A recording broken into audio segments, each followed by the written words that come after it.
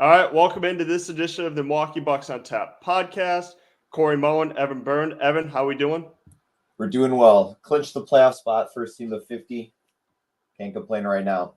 Cannot complain about anything. Bucks, the first team to 50 wins. As you just mentioned, first team to clinch a playoff spot. So we got a packed show today. Me and Evan are going to recap the games against the Golden State Warriors, Sacramento Kings, Phoenix Suns, and the Indiana Pacers. And other topics that we're going to talk about are, did Joel Embiid take a shot at Giannis? Meyers Leonard signs with the Bucks for the rest of the season, and what Giannis said about wanting to win a third MVP and a second title. So, Evan, we're going to get into the recap for the game against the Golden State Warriors, a game that the Bucks had. They had. Until like 20 seconds left in the game. So unfortunately, Milwaukee lost in that game last Saturday night, 125 to 116. All around frustrating game that I thought that the Bucks would win. So, what did you see for the Bucks' performance against Golden State? I saw a lot of back and forth. One quick clarify: Giannis was out this game. I think if he played, I think they would have won. But there was a lot of bad three-point shooting, and I think that costed them a lot of possessions. Looking at the entirety of their three-point shooting, they were 21 for 51. 21 three-pointers does seem like a lot, but when some guys are shooting 1 for 6, 4 for 11, 2 for 9, 1 for 5, it's hard to miss those possessions, especially late in the game. But I just saw very sloppy play near the end of the game that essentially cost them the game. Brook made what we thought as the viewer was a game-winning block. Jrue brings the ball up and just kind of drops out of bounds. No defense played. 3-point, tied it up. And then again, just attacking the paint in a bad time and losing on both ends of the court, and then just absolutely getting dominated in overtime. So just no defense late in the game. After their defensive play of the game, there was no defense played.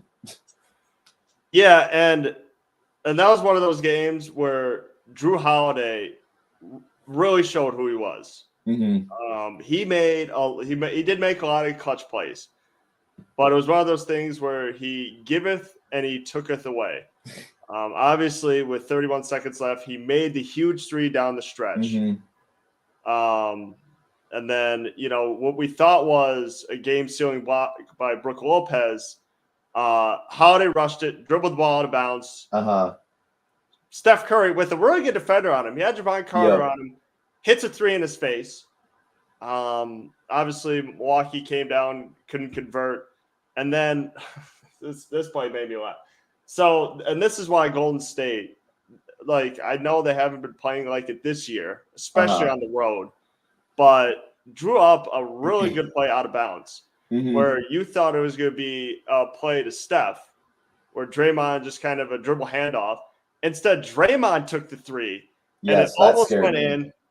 And I swear to God, if that went in, I would have sat in the dark for 10 hours. I would have gone on my own Aaron Rodgers darkness retreat because Draymond Green hitting a game-winning three against us, and then if that happened, then having him jump on the podcast and say what he saw, that would have killed me. That honestly would have killed me. But look, it definitely threw me off guard because you saw Curry open. They were 6 feet away from each other. But yeah, as soon as he got in his hunched motion, I was like, oh my God, he's gonna make this shot. And he almost did. He almost made that shot. And I would have lost it. But obviously then they just got destroyed in overtime, so they still lost. But I'd rather get destroyed in overtime than lose on a Draymond Green 3-point buzzer beater. But let's kind of go back to where Milwaukee almost won it. Yes. What we're referring to is, Milwaukee was up by 5, I believe, 105 to 100. Or I'm sorry, it might have been 108, it might have been 105, 103. And then Joe Ingles hits a huge three down the stretch, huge corner three. And I think everybody thought, oh, that's game. Like Joe Ingles just sealed it. And it was just a couple of possessions there where Milwaukee just couldn't get it done. And then one of the big things is that they just get too overconfident in a lot of things. And I think that's what cost them a lot. They give up a lot of offensive rebounds, which happened a lot in that game, to Dante and to what's his name? I think it was Moses Moody who got a couple too. Jermichael Green too. Yep, they kept giving up. It was Jermichael Green.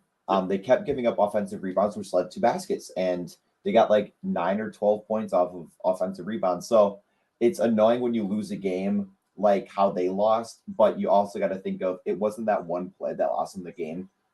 It was the fact that they gave up at least 10 points extra because they don't box out, or they always watch a rebound expecting someone else to get it, but that person doesn't get it. Like Brooke will box out someone and then we'll watch the ball like kind of bounce in front of them, and then 2 other guys will be watching, and then here comes the shooter from the 3-point line who just shot the ball and missed it, get it again. I think that was one of their biggest killers. Not just this game, but it happens in a lot of games too. But when you add so many extra second chance points, it's hard to put one play as to why they lost, but that was one of the bigger reasons why as well. Yeah. And Budenholzer alluded to that after the game, where he said it just felt like in the game against the Warriors, there was just too many guys just watching the ball.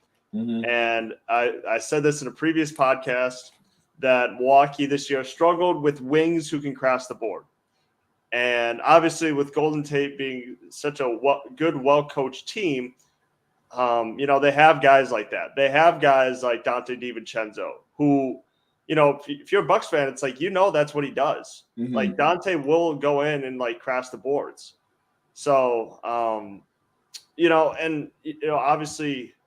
with Jordan Poole, he didn't have the greatest showing, but unfortunately, with this being the Bucks, like obviously other guys stepped up. Okay. Mm-hmm. Via Dante DiVincenzo, who hit 6 threes, Jermichael Green, who I swear to you, he would have had 10 seconds. He was the random player who scored a lot of points for the Bucks this game. That was he had 10 seconds. He would have had 10 seconds. He was wide open on a lot of his 3-point attempts. Yeah, shot 7 for 10, 4 for 6 from 3. Now, look, what killed me, and I brought this up, what's the top 5 scariest look in sports is when Steph Curry is on. Yes, and what bugs me is that he was off the entire game until like 5 minutes left in the game. He had only made like 3 3-pointers, and then the 3 threes that he made after were like the tying, winning, and it was like, cool. Glad they locked him down the whole game just for him to then make the ones that counted. Which is like Giannis for his free throws. He misses all the ones, what makes one that'll count. That look that he gave after we hit one of his threes in overtime, I was like, oh, that's game. Mm-hmm. When Steph Curry gives that look, that death stare, the game is over. There is no coming back from it. I have never seen Steph Curry give a death stare and then have another team come back. It was over. Okay, he's like, I got these guys right where I want them. And what was kind of frustrating about the final shot was it wasn't bad defense by Javon Carter. It's just Steph being Steph. Yes. Like, dude is all the way back. Okay. I understand Golden State hasn't played well this year. Okay. Especially, like I mentioned before, on the road. Mm-hmm. But don't count them out in the playoffs. Yeah. You can never count the Warriors out in the playoffs no matter what their record is. Mm-mm. It could be under 500 and they can make the play-in and they could still have a high chance of making the finals and even winning the finals, because that's what happened last year as well. Again, they have a better record than they did this year, but again, you can never count out Steph Curry. and Steve Kerr. Too scary. Two scary individuals who you just can never doubt. Okay. Yeah. Again, I'll take these kinds of losses to Steph Curry over any other team. Would have annoyed me more. But again, I have respect for Steph Curry and obviously what he's done. So I can't hate on it. I hate on it, but I can't hate on it. No, and you brought up the offensive rebounds. I just looked down at my notes. 18 offensive rebounds. Okay, perfect. Yep, that'll lose you a game. Last time I checked, because again, hypothetically, you take the 18 rebounds. Let's say they make 9 of those shots, which is 2 points each. That's 18 points right there. So, and that's just for 2-pointers if they made half of those shots. So, that's a whole new ball game. And here's the other thing too. Here's the other thing that I think made the difference in the game. 12 steals, and Kevon Looney had 5. I believe that's the most in his career. A center had 5 steals. Again, there's always some career high type. Even JaMychal Green scoring 18 points, I think that was his career high. Or it was something where he scored this many points the last game, and here he is doing it again. It might have been a different game, but it still is JaMychal Green scoring 18 points. Oh, what a game. Okay. One more thing I gotta bring up that was also kind of a rarity because I forgot I put this in my notes.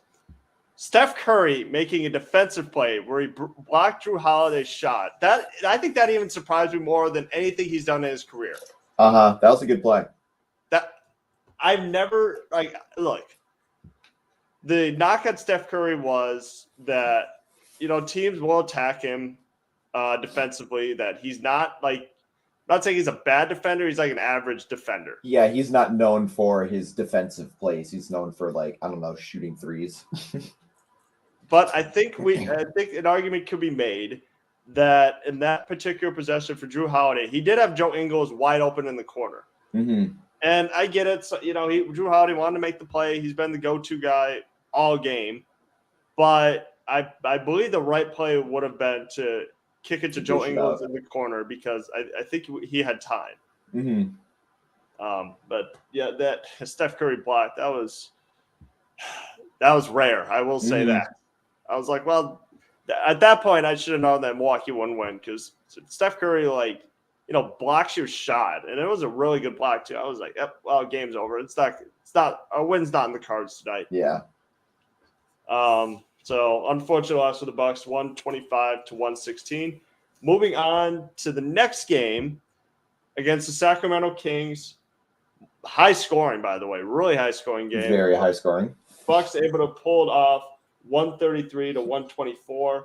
Giannis had dominant performance, 46 points in 34 minutes. What did you make of Milwaukee's performance against Sacramento? It was a good late game run. They were being beat out a lot by the 3-point ball early on from Kevin Huerter, who was 8 for 11. At one point was 8 for 10. They could not figure out their annoying play of high key, their high screen, where they just hand it right off and let their shooter shoot the 3. Oh my goodness. They could never get around that pick and roll. Not a pick and roll, but like a pick and break off, which was annoying the crap out of me the entire game because they kept getting their threes from that specific play, and no one could pick up on it or figure out how to get around it.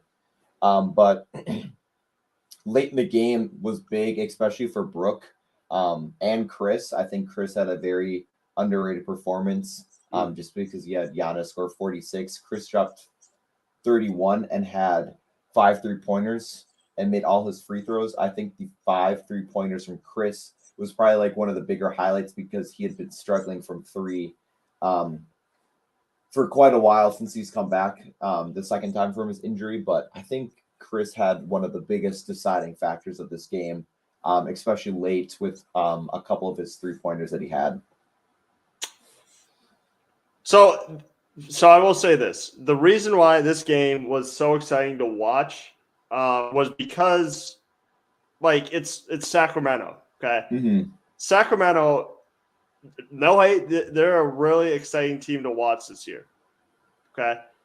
Milwaukee was obviously just a little bit better in this game, but what makes this Kings team so fun to watch, and again, Kings haven't been big enough yet to garner national attention, but kind of watching that game, they'd love to get out and run. Okay, and Milwaukee turning the ball over, they kind of had a tough first half because Sacramento just is a team that, like I said, likes to get out and run. Yep. They'll play a lot of defense, which is rare for a team coached by Mike Brown, who is a defensive-minded coach. But this offense is really exciting. But, and it really took a vintage Giannis performance to kind of pull this game out. Yeah, the Bucks are the number one defensive team and the Kings are the number one offensive team. So to put those two together and to give up 124 points was obviously not something that the Bucks, I'm assuming, wanted to do with their defense. But they got fast guys, especially De'Aaron Fox being their point guard. He is fast. If you've ever watched a Kings game or just seen him play, you'll know that he likes to run the ball quickly. Even Sabonis, how big he is, he's still one of the quicker forwards. But yeah, there's guys on the Bucks who can't really keep up with some of those guys quite often. But it was something to kind of look out for, especially for their big three of Fox, Huerter, and Sabonis, who they want to keep moving and they don't want to stop. And it shows because a lot of those plays will happen right at the top of the key where they'll just they'll have again that quick pick and roll type play, or they'll drive right to the hoop. But again, I honestly don't know how the Bucks were able to pull away with this one so late in the game, just because of how well the Kings were shooting the three, especially Kevin Huerter. I thought he was just going to make every single shot he took, but it helped a lot with Chris and Brooke late in the game with their defensive plays. That really allowed them to not only come back, I think they were down like 12 or 13 to then win by 9 points. It was a good late game, fourth quarter turnaround just from everyone. I couldn't really pick out one person, but a lot of the starters who just slowly chipped away was extremely helpful late in the game. Yeah, what the Kings kind of remind me of, especially for those fast-paced teams, is they're like that little kid who just eats like a whole bunch of candy, is all energetic, is all hopped up. That's what the Kings were in the first half. In the second half, the Bucks kind of slowed the game down a little bit. The Kings didn't get as many transition points, and that's just not the offense they like to run. That's obviously with Mike Brown being such a good coach, having De'Aaron Fox, having Kevin Huerter, those guys want to get out and run, shoot the three, get Sabonis and pick and rolls. But when you kind of slow the game down a little bit, when you can kind of take the ball out of their hands and make a play half court offense, they're not as an effective team. Yeah, they had a really big third quarter for the Bucks. They had 37 to the Kings 25. So again, right out of the half, they were able to slow them down quickly, like you were saying, and they were able to then hit their shots because the first quarter was 27 and 26 for point wise. So it wasn't the best, but yeah, coming out of the half, they really dropped the ball on them, and having that third quarter, I think, really helped with their momentum going into the fourth, just being able to know who's hot, who's ready to go, and who could they play a little bit better on to kind of slow their comeback as well. Because I don't think once the Bucks kind of took the lead, it was very late in the game that they just kind of had that quick 6-7-0 run that I would say solidified it before a little scuffle near the end of the game. But yeah, the Kings are a good team, but I don't think they're going to be a far playoff team. I think they're like the 2018 Bucks. Obviously, the Bucks made to the conference finals. They were up 2-0 and lost 4 in a row. So it'll be, I think it's when you have that first good season in a while, it's exciting, but in reality, I don't know how far you're going to be able to go with that. Yeah, and Sacramento's still a relatively young team. They haven't obviously had a playoff appearance since 2006. Monty McNair, their general manager, has done a good job of building up that team full of young players. Obviously, made the trade for Kevin Huerter in the offseason. And then, obviously, the deadline deal last year for Sabonis, and with drafted De'Aaron Fox in 2017, they have a lot of building blocks there. They could maybe be a second round team or a team in the first round where they could give like a top team a run for their money. I think they could too, just because of Mike Brown's experience from the Warriors into the playoffs. But I'm so glad you brought that scuffle because I actually have a video of it. So it was a late game. Again, there's 15 seconds left. Giannis is dribbling out the ball, and sure, he does dribble a little close to Trey Lyles, but he's dribbling right to the bench. All right, let's 19 see. Seconds. Let's see what we got here. So dribbling in front, dribbling in front, dribbling in front.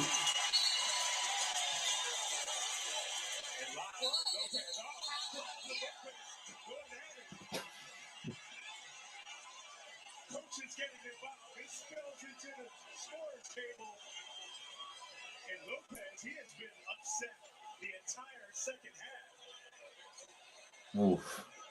And it was already, what annoyed me about this is that it was already late. I wanted to go to bed. I just wanted to watch him dribble out the game, dribble the ball out to end the game. And this happened. Like, oh, well, I got to see what happens.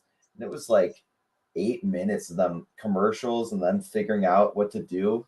But yeah, it was the late game scuffle of Trey Lyles. I always do, like, whenever like there's a fight, I always kind of do like the whoa, like kind of like, oh, what just happened? And then I see Brooke go in. Oh my god, Brooke, would have destroyed Trey Lyles. Would not have even been close. And I think there's a lot of guys. I know we've had this talk the last time Brooke got ejected, but yeah, it was a lot of the. I like reading comments about this kind of stuff because I'm curious, what other people say, but people are like, well, Giannis is dribbling too close to Trey Lyles, and that's what set him off. Just dribble it out somewhere else and end the game. And then people are like, he was dribbling it out. Maybe Giannis walked a little close, and I think it's kind of funny, but he's dribbling to the bench. Like, let's just get the other guys in and go. But yeah, that was funny. And it really caught me off guard that was going to happen. I was not expecting a fight with 15 seconds left in the game. So 2 funny things from that incident. One is after the game, De'Aaron Fox was like, well, maybe if Giannis would just dribble the ball. I know. So that was funny. And then Giannis after the game was like, yeah, I didn't really notice it. Like, I don't think he noticed the fact he got pushed in the back, and then he kind of looked up, and all of a sudden, Brook Lopez was in Trey Lyles' on top of Trey Lyles. Like, Giannis, that's so funny that Giannis is so strong that he doesn't notice that little wimpy push in the back. Fight. And look, there was a lot of things on Twitter of like those still images of like Trey Lyles like choking out with his hand Lopez face. I'm like, well, dude, there's like two guys around him. Like, logic says that when you get in a fight like that, I don't think Trey Lyles was choking out Brook Lopez. It's just, I mean, he just has his hand around his neck.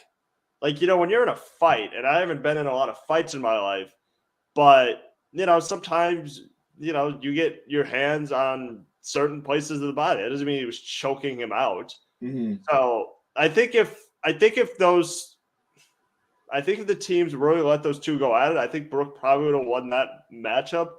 Oh yeah.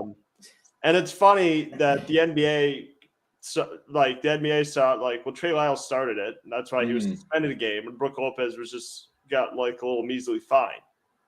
But Brook Lopez said to us, "Look, I'm not going to let anyone do that to you." Yep. So that was, and I think Giannis picked up his tab too on that fine he was saying. So, yeah, just some fireworks at the end of the game. But Milwaukee obviously able to pull out the game 133 to 124.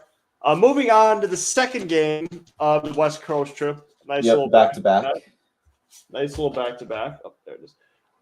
Milwaukee was able to knock off the Phoenix Suns 116 to 104. This is the first game that Grayson Allen's missed. Dragic still hasn't played, which I know that. I don't know. No, it doesn't make any sense. And Chris Middleton, he missed. Not really a serious injury. They're just managing his minutes before the postseason starts. Yeah, especially on the back-to-back. It made sense for them doing that. Giannis, 36 points, 14 and 24 from the line. Mainly what this game was about was that Giannis seemingly got to the line every other play. So what did you see in Milwaukee's performance against Phoenix? They were let me pull it back up. I was pulling up something about the game. So big thing, I think for this game, it was obviously Jay Crowder's return to Phoenix, who had 11 points and he made 3 of his 4 3-pointers with a couple of free throws, which was a pretty solid game. But again, Brook Lopez making his shots in the paint. This game and the game against Golden State, he didn't shoot well from the 3, but he was able to make that up in the paint. Guarding DeAndre Ayton, they got him to he had 5 fouls in the game, but they got him to 3 fouls quite quickly, which I think helped out the Bucks, especially for scoring in the paint, just because Brook didn't have DeAndre Ayton on him. He had Bismack Biyombo for part of the time. So I think that was one of, again, the key spots was Brook being able to make those fadeaway and hook or floater hooks. He doesn't do a hook, but he just kind of tosses it in, which I think was one of the bigger impacts just because he was able to really capitalize in a spot where he doesn't really shoot often outside of like a 3. Yeah, and look, this game was there just weren't really that many notable things that happened. No, not at all. It was a close game until the end.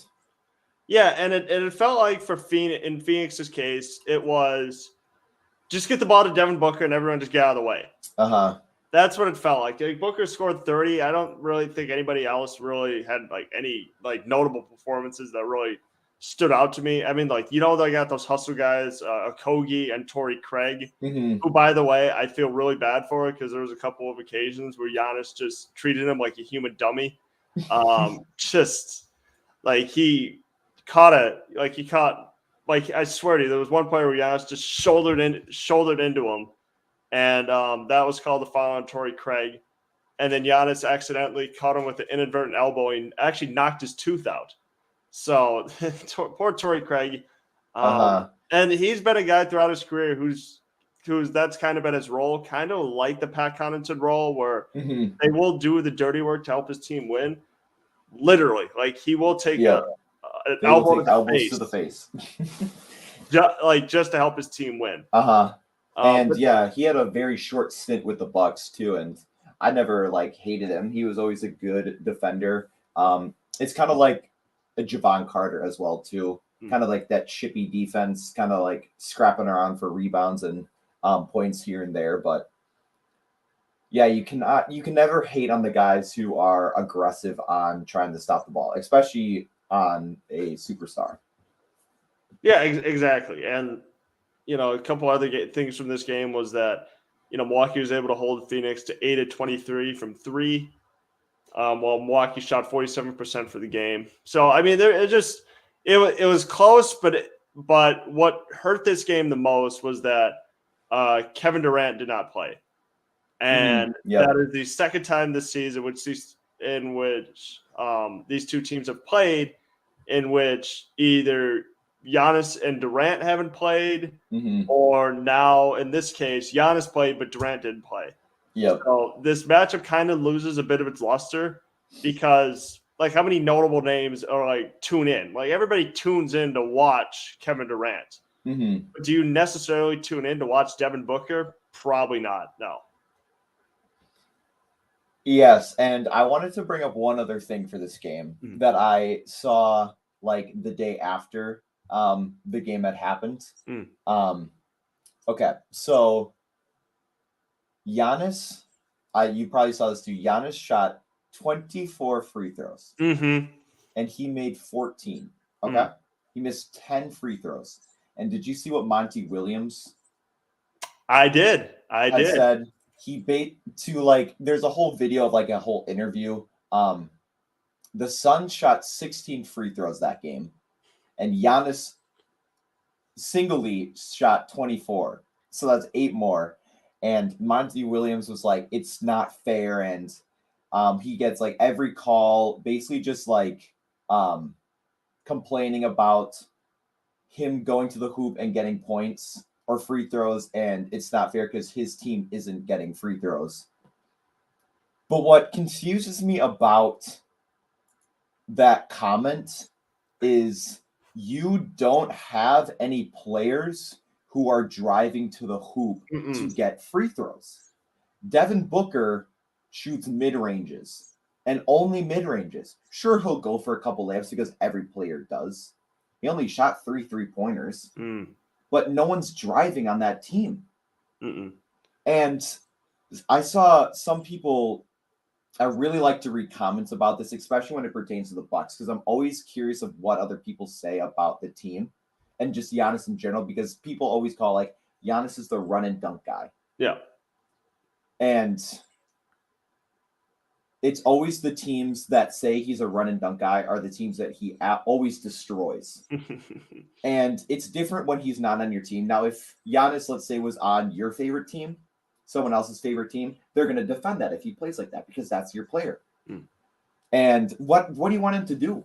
Shaq just dunked the ball the whole time. He's a top 10 player of all time. But I think what's funny about that comment is people saying of how soft a lot of these Suns players are that can't stop them. And he missed 10 of them. He didn't make all 24. That probably helped them.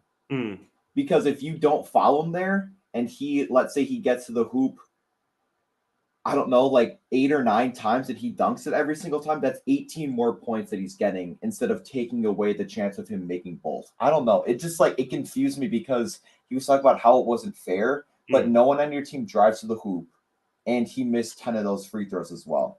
You could have added, let's say 8 more shots or 8 more points to Giannis, and now you win or you lose by, I don't know if I do the math, like almost 20 points. So it's, I don't know. It's just like, it's so bizarre of him to say, but you're not realizing that you aren't a driving to the hoop team. No. So a couple of things about that. One is, you know, those 24 free throws, every single one of those were fouls. Okay. There's no argument to be made there. There was no ticky-tack fouls. Okay. You mentioned before, they didn't have anybody that could stop them. Okay. DeAndre Ayton was in foul trouble.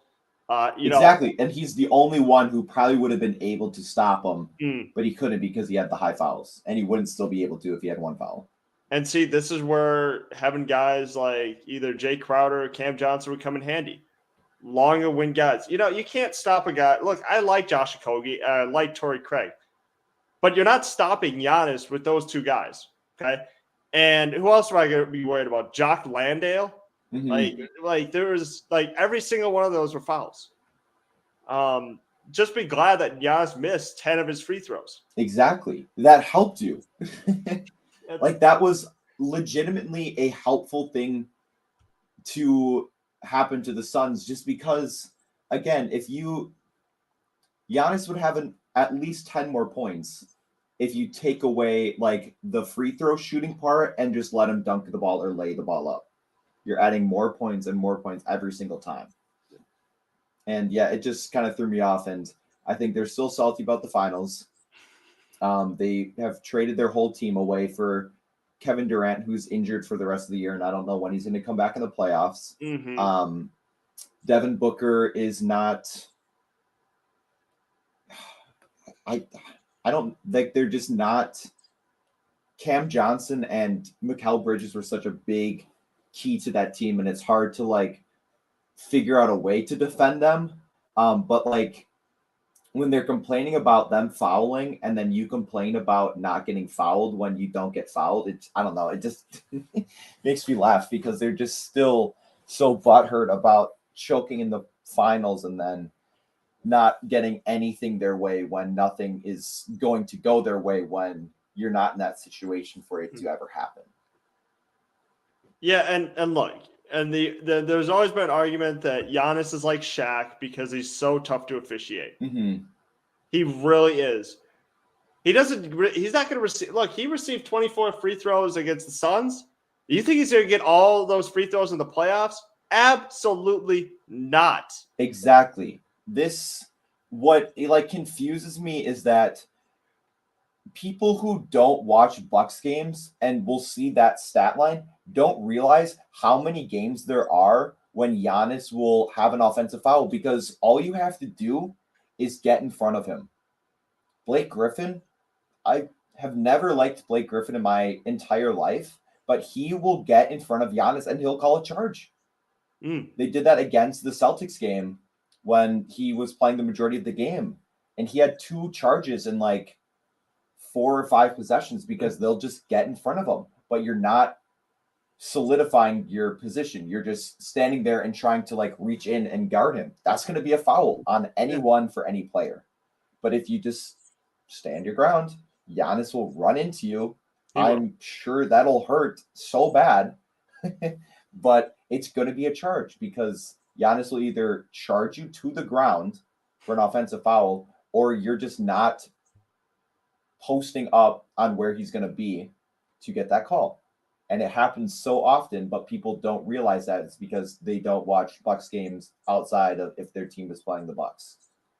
Yeah, like there's been so many games throughout Giannis's career where he's gotten hacked, and it's like that's a foul. Like, where's the? It's just he's so tough. He's just so tough to officiate because he's bigger and stronger than everybody else.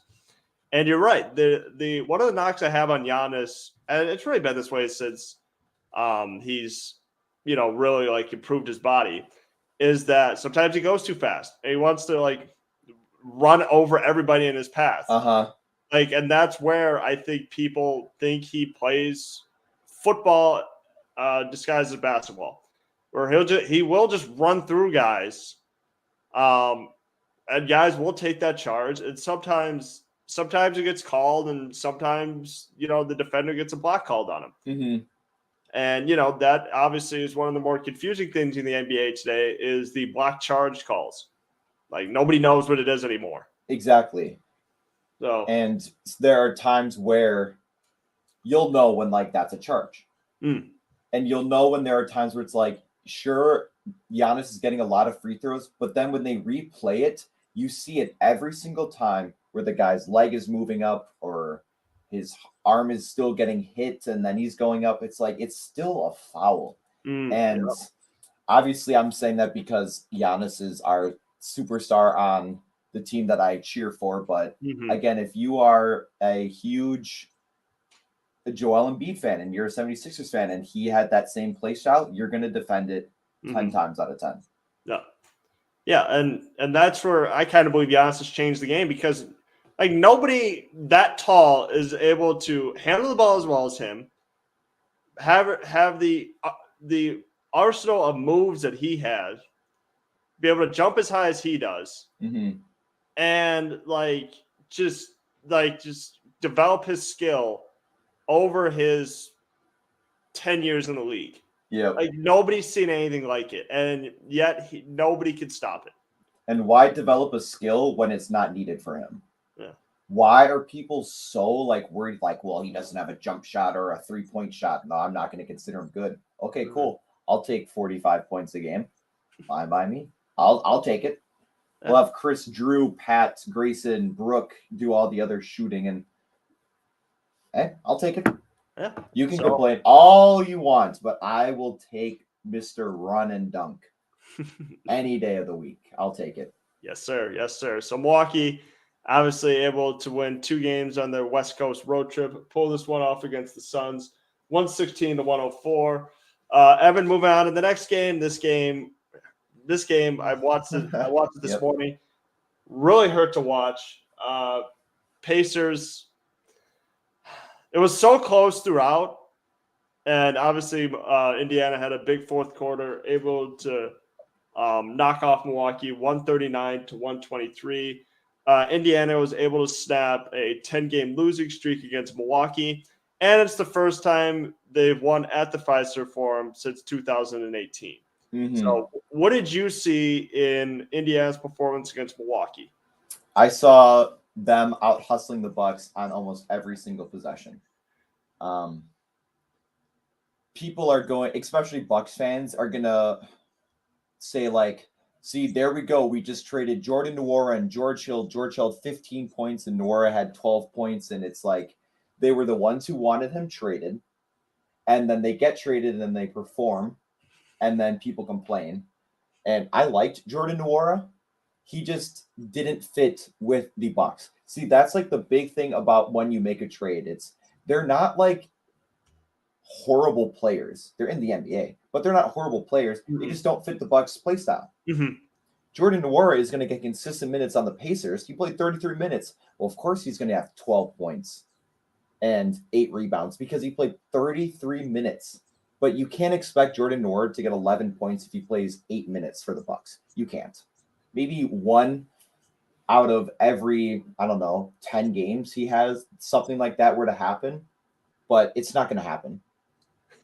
And one of the big things is that 8 of the 10 players who played had double figures. Yep. That's going to not help you on the other end. But yeah, just they were hitting their shots and the Bucks were playing at their level and just not doing it. No, you got that right. And I think what made this game a little more jarring, a little more surprising was 2 things. One, Indiana didn't have Tyrese Halliburton or Benedict Mathurin. Yep, Mathurin, yep.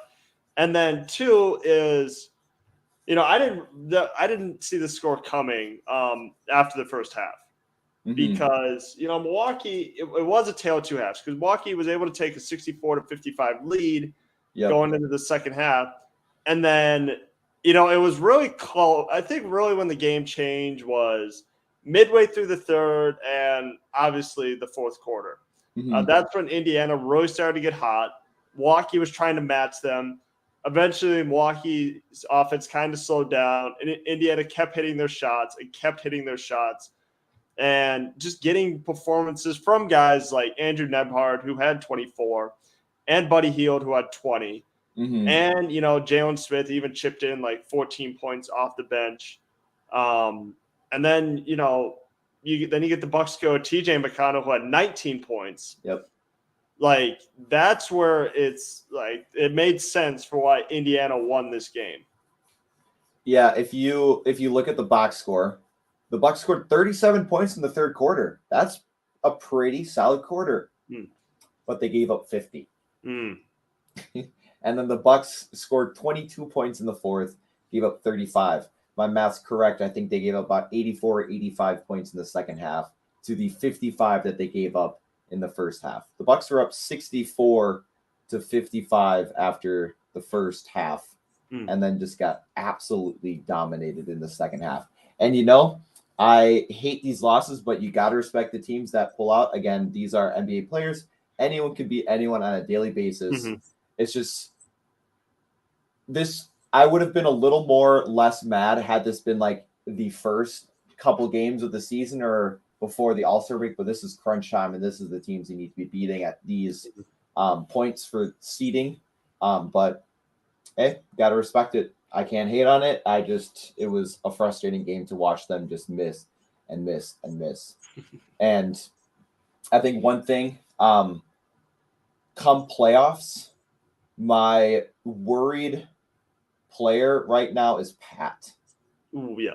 Pat had 10 points, but his 3-point shot has been so bad lately. He was 1 for 6 this game. Against the Suns, he was 2 for 6. The Kings, he was 0 for 2. And then the Warriors, he was 1 for 5. And he's usually a guy who can knock down 2 or 3.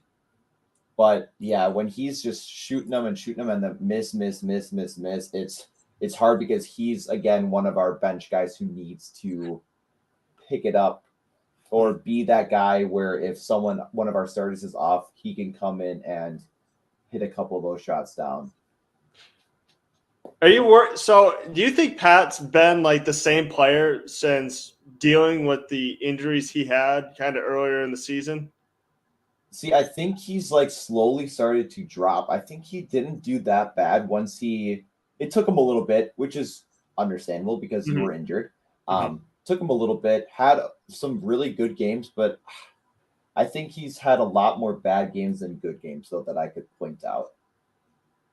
And, it's just kind of like concerning when you get to the playoffs, especially when he's one of your guys that you're going to rely on for minutes. He's not going to get 30-some minutes. He might, depending on who knows who's going to solidify his playing in the playoffs. But if he's going to be playing those high minutes, which I think he will, got to hit those shots down. What was really frustrating about the Indiana game was the 49 third quarter points. Yes, that lost in the game.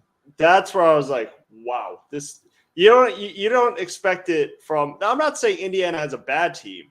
But, it's kind of a little bit similar to the Kings. I mean, obviously, I know Indiana has a worse record this year, but they do have building blocks for the future.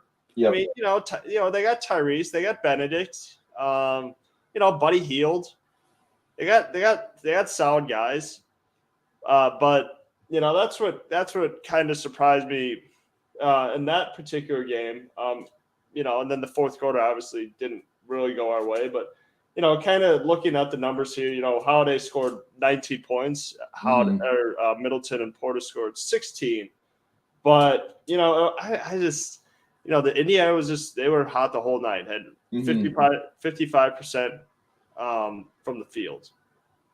Yeah, and looking at it, two things. The Pacers scored almost their entire first half points in a quarter.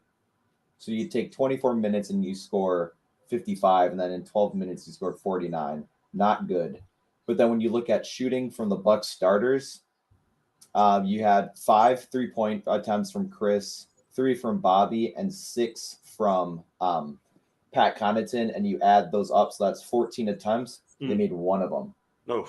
That's their starters. Had 3 combined 3-pointers out of like 17 attempts. Not gonna do it. But Joe Ingles though has been hitting his threes and is going to be key in the playoffs. He started off kind of slow when he came back from the ACL. Again, understandable. Yep. He's injured. It's gonna happen. But then, he was a little staggered with his shots. But I don't know. Recently, he's been knocking those 3-pointers down. He had 4. He was 4 for 5 in the Pacers game. In the Suns game, a back one, 2 for 7. But then, where did he? He didn't play against the Suns. And then 5 for 6 in the Warriors game. So again, he can hit them, and that could be big. And that's what we need Pat Connaughton to do as well. So it'll be a little concerning to see what happens in the playoffs if he can hit those, and then if Pat can hit those too. Obviously, I don't expect that to happen every single game, but you got to make the shots. Like if you're taking 8 shots, you got to make 4 of them at least. No, and that was part of the reason why they brought Joe Ingles in the offseason, was because they needed more guys to space the floor. And, unfortunately last year, Milwaukee really just had Grayson Allen, who had a tough series against the Celtics. Middleton was hurt. So they needed to add more guys who can make that corner 3. Pat obviously hasn't been as consistent this season. Joe Ingles has been really, really solid. And, you just – because, look, teams are going to be gearing up to stop Giannis. In the postseason, and everybody knows that. So it's going to help if Middleton remains healthy, if Allen and Connaughton can step up their 3-point shooting just a little bit, especially once you get to the postseason. Yep. And then adding in Jay Crowder, and then Goran Dragic, if he ever plays for the Bucks, I hate to ruin it, but it's not going to happen tonight. He has already been ruled out against the Raptors, but eventually you hope he eventually gets in. And then we really have like Javon Carter as another guy who can hit the 3. So, but you're right. Joe Ingles has really been playing solid basketball since coming back from his ACL injury. And I'm hopeful that he can kind of come out. He has a little playoff experience from the Jazz. Mhm. Sure, it didn't go their way, but he knows what playoff basketball is. So I'm hoping he can kind of pull out a little bit in the playoffs, especially with his passes. And then if he can, again, surprise us with 4 for 5 3-point shooting or like 3 for 6 even will be helpful, especially in those late game or the late close games, or if it's going to game 6 or 7, he'll be a key guy to kind of have. So But yeah, that was this Bucks week. Yep. A lot of games. Yeah, a lot of games. We knew this would be a longer podcast just because obviously we had the 4 games to cover, but it was 4 good games. Mm-hmm. 3. We'll count 3. So, Milwaukee lost to Indiana 139-123. Have a game tonight against the Toronto Raptors, and then game the next couple weeks against the Spurs, and then the Denver Nuggets. Mm-hmm. So we got that schedule down. All right, kind of going on our last 3 topics. Did Joel Embiid take a shot at Giannis? So in case you didn't know, Joel Embiid against the Cleveland Cavaliers last week was called for an offensive foul, and they rescinded that foul. It would have been a 6th. And after the game, this is kind of what he said. I'm going to pull up the article here real quick. But essentially what it was so that Joel Embiid said that it was kind of in this whole quote right here because I kind of want to be fair to him. He said, "I didn't think I had extended anything. I watch basketball every day, and based on the way those are officiated, we got some guys that basically play like running backs in this league that get that call all the time. I was pretty confident." So there were a couple people who took that as a shot at Giannis because obviously, he's been called the run and dunk man. Yep. He's been called a guy who can, he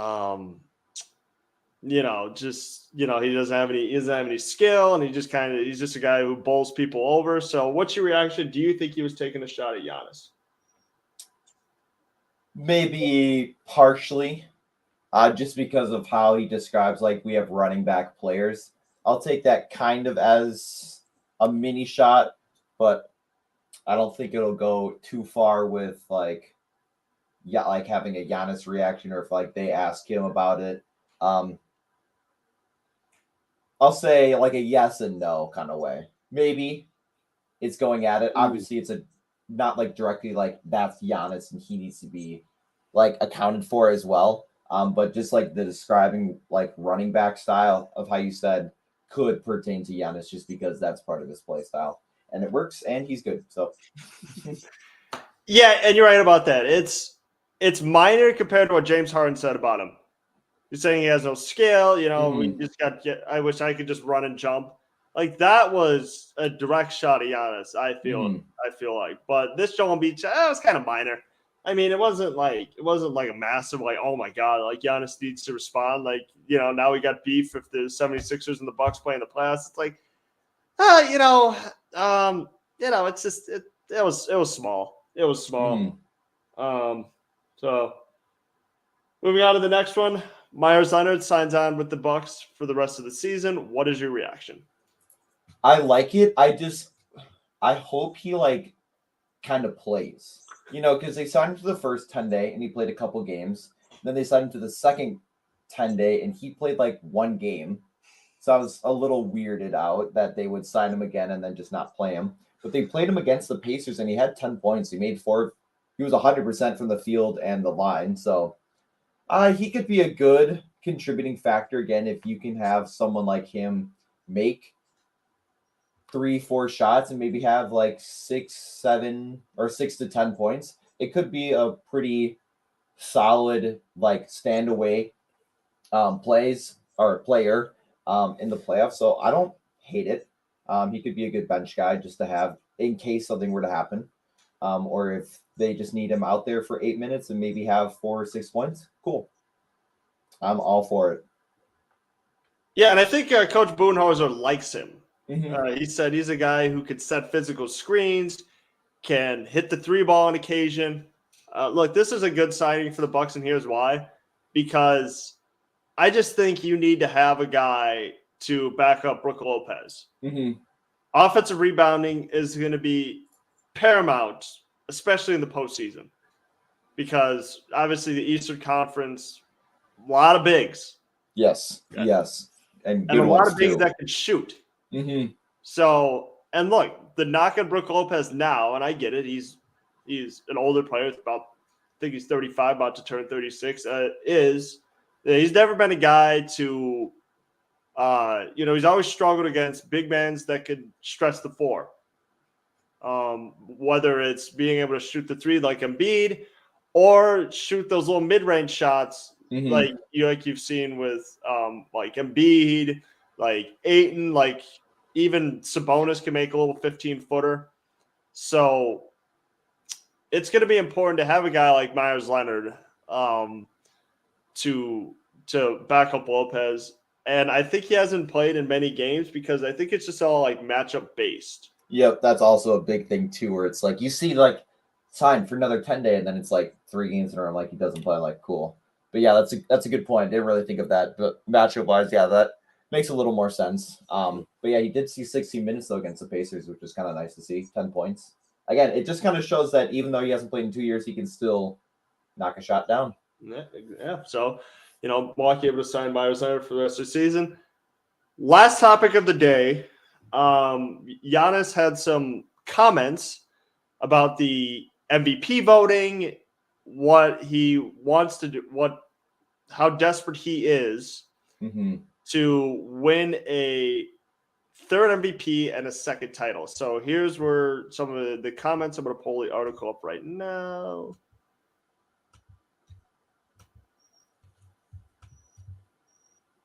This is via Bleacher Report. He was talking to Sam Amick of The Athletic, and here's what he said.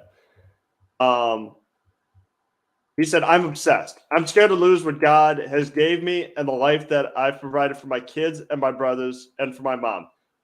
I'm scared. So I effing work as hard as I can because I don't want to lose this stuff. And it's not going to stop until I'm out of this league. So I do have the trophy somewhere, but I try not to look at them because I want to win another one. I do want to, but I don't want to go and say it. I don't want to beg. I want my game to speak for itself." He also had his comments about comparing himself to Steph Curry and Kevin Durant, and this is what he said. He said he's not as talented as other top stars like Steph Curry or Kevin Durant. And he also went on to say, during this wide-ranging interview, he also went on to say that if Chris Middleton had been healthy the whole season, Milwaukee would have won 55 games. So what is your reaction to what Giannis had to say in this interview by The Athletic? I think it's big to note as not only just a Bucks fan, but a league fan, because earlier on, when he won his first MVP, they had a MVP ceremony that I went to outside of Fiserv, and he said he doesn't want to be called the MVP until he wins another one or they win a championship, and then he wins another one, and then 2 years after that he wins the championship. And I think he's very humble when it comes to accolades.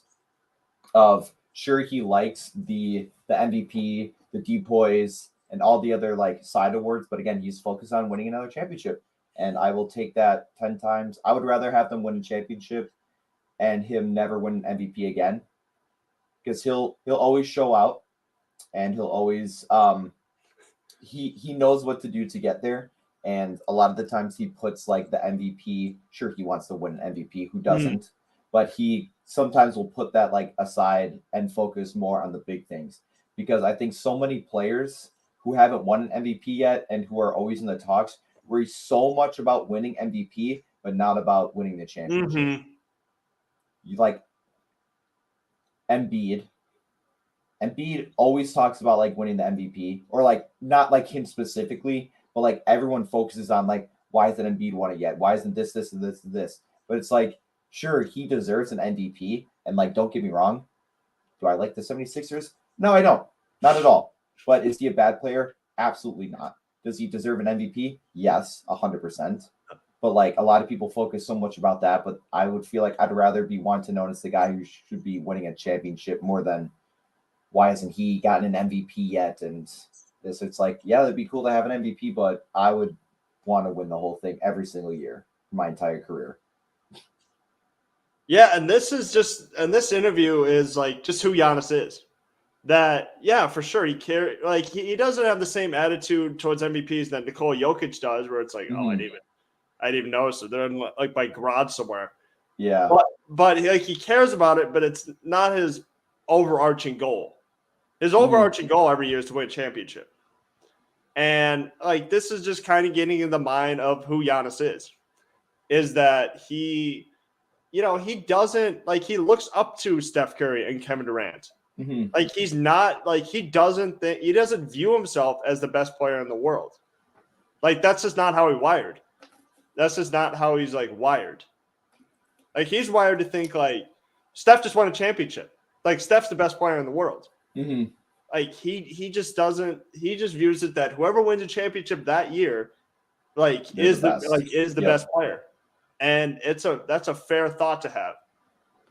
Look, everybody now, all these pundits out talking about who should win MVP, but like at this point now, it's like okay, like what you're gonna get like a ceremony in like June.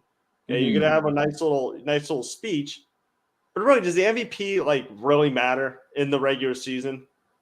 Like you can like it's a good award for like fans and your team.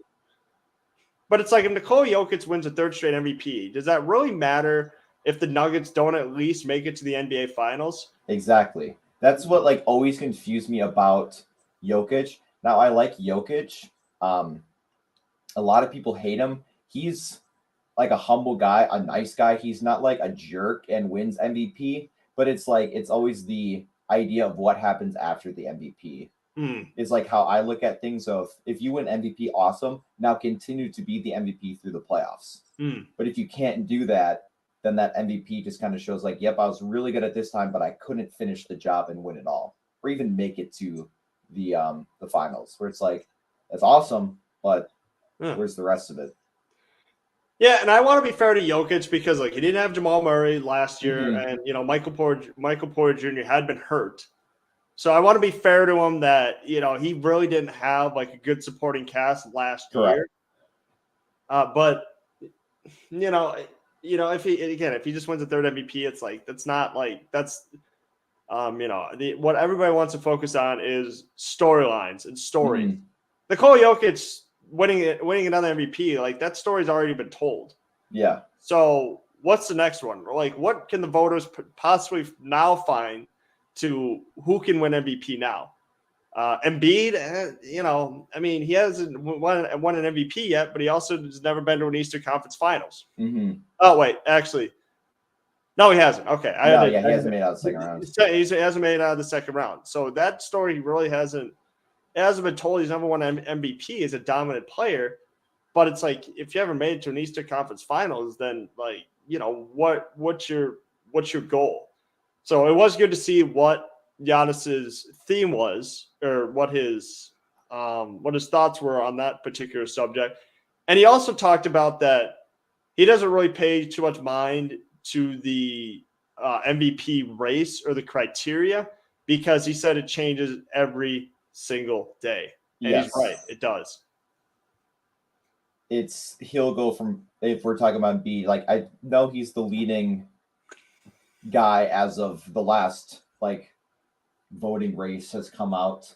But yeah, he'll bounce from first to third, and then Tatum will be up, or like Luka falls back down. And like again, Luka's one of those guys of he could win MVP almost every year, but is his team performing well? Not really. But does he? Oh yeah. So it's one of those things where it's like you could give MVP to so many guys where it's like it's just so hard to decipher specific things. Now, if Embiid was averaging 50 points this year and their team was way ahead in first place and just, he's the MVP. But like everything is just so close where it's like, what can you possibly pick out from each of these guys that like, that stood out more to me for MVP. Here you go. Yeah. So, Evan, you got anything else? Let's see. The Bucks, they have the Raptors, the Spurs, and the Jazz. So today, Wednesday, and Friday. They got to win all three of those games, I think. The Celtics just lost to the Jazz last night by 1 point. And it's big to get these smaller end games to win. I'm going to be completely honest. The rest of the season, the Bucks played the Nuggets, the Celtics, the Sixers, and the Grizzlies. 4 of their last 12 games that are huge. The other games are some lower end games that I really hope they can just win. So ending the season could be huge for the Bucks right now, and they have to be able to win those.